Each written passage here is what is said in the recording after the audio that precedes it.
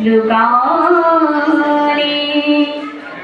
গুরু নহতা হি মহানুভাবান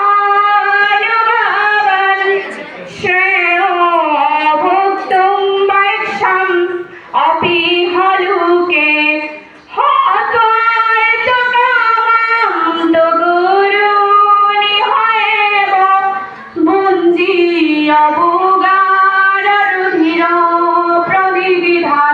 অনুভব।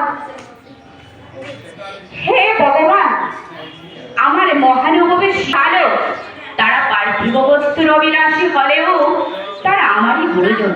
তাদের হত্যা করা হলে যুদ্ধদত্ত সমস্ত ভোগ্য বস্তু বিনষ্ট হয়ে যাবে। ওম শান্তি।